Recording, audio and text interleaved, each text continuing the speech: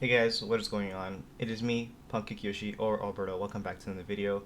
Today, I'm going to be giving my honest review on Guardians of the Galaxy Volume 3. I want to start off by apologizing for taking so long to get this video out.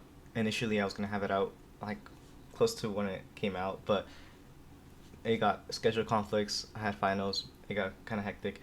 But now I'm on summer break, so there's gonna be more videos out. If you guys have any ideas for videos for me to do, any movies you guys want me to review, put them in the comments. I'll be sure to look at them. And even if it's like an old movie, I'd be willing to watch it. But today we're gonna be doing the Guardians 3 review. These are my honest reactions. I've seen the movie 2 times. It's been a very good watch. Honestly, very enjoyable in terms of like its movie premise and everything. You get what you get from a Guardians movie, except that it's a little bit more toned in a different style than what we're used to. You know, Volume 1 and Volume 2 had a very quirky, very fun adventure aspect to it. This one still has that, but it definitely feels more emotional, I would say. Like from the very beginning you can tell that they they're trying to say goodbye to the Guardians of the Galaxy. Like this is it for their story.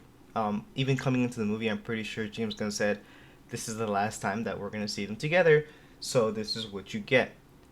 That being said, I am an avid MCU fan. I've been watching MCU movies. I've been watching MCU movies religiously since probably The Winter Soldier. I'm not like an OG. When Iron Man first one came out, I was like 6 years old. I was very young, but even then, like Captain America was the one that got me into the MCU. I am kind of an OG, but like not super OG. I love the Guardians films, however. Probably is one of the best trilogies the MCU has put out so far, excluding like the Avengers and I would say Captain America personally, but obviously Guardians is an amazing trilogy, and I would not put it against you if you put that on top of Captain America's trilogy. But yeah, so James Gunn set out with an idea. He wanted to end off the story, end off the trilogy, end off his decade-long journey with Star-Lord and Gamora, Drax, Rocket Raccoon, and Groot. But this movie mainly focuses on Rocket Raccoon instead of the Guardians altogether. Even though the Guardians all get knit up nicely at the end of the movie, this still focuses on Rocket more than anyone, which is not a bad thing. Like we, out of all of the characters, I think he's the one that we got less information of, and Groot. Like we don't really know much about Groot except for like that he was in prison by the time. That he was a criminal by the time the first one came out. But pretty much, it starts off a very tone wise. They chose a really interesting song. They chose "Creep" by Radiohead. So automatically you already know where you're getting into. It's like a very sad, and Rock is just thinking about his life, where he is at this point, and nowhere. Non spoiler wise, it you know it did this movie. It gives a very good closure to the Guardians, but I do believe that the movie itself didn't need to be made. Like we could have had Volume 1 and 2, and then Volume 3 be something like more spectacular. The story was very basic. It was kind of like Rocket, and before I get into spoilers, it's just about Rocket. It's just about Rocket and his story, pretty much. But I will get into spoilers right now. Okay, so if you haven't seen the movie, please go watch it. Most of you guys have already, so I'm gonna keep going. It's just about, will Rocket die? So, Rocket, is he gonna live? Is he gonna die? What's his fate? What is the Guardian's fate? We don't know what Star Lord's gonna, if he's gonna live or die. We don't know anyone's fate, and it's all up in the air. This is the last movie, so, and we don't know, contracts are up. At the end of the movie, we did see that Star Lord will return. It didn't say Guardians. Maybe we'll get cameos with Guardians. I'm assuming with the new Guardians of the Galaxy at the post credit scene. But it did say Star Lord will return probably in the next Avengers movie, most likely. But in terms of major beats, it starts off with Rocket getting hurt, and then the major through line of the movie is Rocket gonna survive, or is he gonna die? So the Guardians go out and they help him. At towards like Act 2, the end of Act 2, they end up helping him, and he is resurrected pretty much. He dies for a couple seconds, but he gets brought back.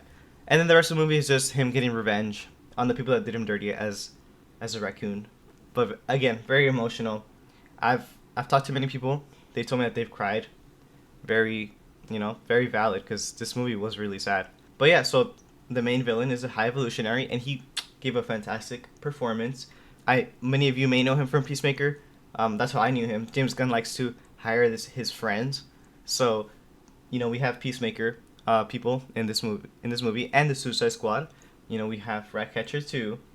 Again, she was like in full makeup and purple. I forgot her name, but she was one of the ladies as a receptionist in the one meat orb planet thing. But yeah, she was there, and also like a lot of characters that James Gunn just likes to bring back because he likes to work with his friends. It's pretty cool. It's worked like that in Hollywood since the dawn of time. So he got some flack for it recently, but like there's no issue to that. I don't think. It's just him working with people that he likes to work with, like his brother. The Guardians themselves all have a story in this with a beginning, middle, and end. Drax starts off saying dancing's for losers. At the end of the movie, he starts dancing. Mantis, throughout the movie, realizes that she's been doing things for other people her whole life, and she wants to do things for herself. It's a very basic, kind of cheesy ending for Mantis, because, like, it's just everyone has heard of that story before. Like, oh, I'm gonna go out and do my own thing. Like, of course, okay. But Gamora, she sticks with the Ravagers. Very interesting.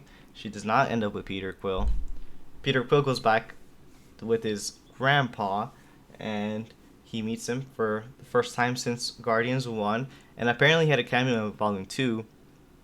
I didn't even know about that, but he's there. Rocket, again, we got introduced to his backstory with Teefs, Floor, and Lila. And very sad story. Again, just really emotional through line. Yeah. But this movie really felt as James Gunn's goodbye to the MCU. He gave it all he got. He was fired by Disney and then hired back after they knew they made a mistake. I mean, he's going on to bigger and better things at DC. He's like the full creative head of DC, so he's kind of like the Kevin Feige of DC. Good for James Gunn. His work is awesome. I will always go and watch his movies because I really like the Suicide Squad. I really like Guardians. Like, James Gunn's like just like he's a mastermind. He's really good. He wrapped this up really nicely with the bow on top and everything. I do see why people really like this movie. It's really good. Now I want to shift a little bit into like MCU wise. What does this implicate for the MCU? Steadily, the MCU for me has been on a decline down. Phase 4 was really hard to watch at some points, most of the time.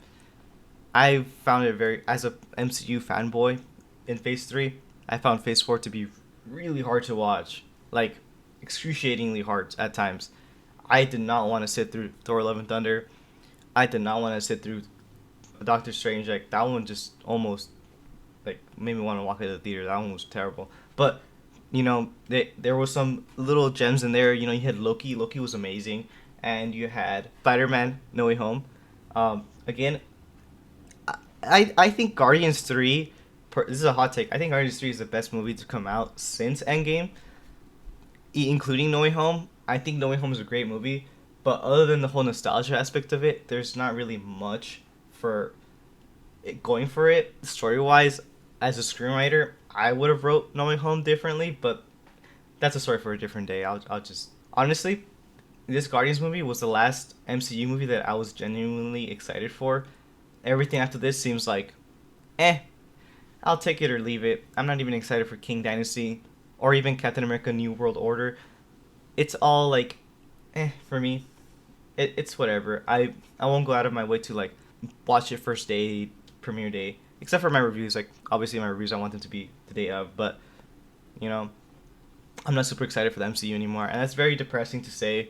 It's just true. Honestly, DC is looking right now pretty cool. Like, they're doing a lot of stuff. Do you blame me? I don't know. It's okay. This will conclude my genuine review of Guardians. My full rating, I'll give it 7 rocket ships out of 10. Very good, very enjoyable, very nice movie. Did it have to be made? Not really. Was it nice though? Yeah, it was enjoyable. It was a good adventure. Not much of it. Definitely the best thing that Marvel has put out since Endgame, in my opinion. But that's up to debate. Again, if there's any movies that you guys want me to review, make sure to put it in the comments. I'll be looking at those. And as always, stay safe, guys, and I'll catch you guys next time. Bye bye.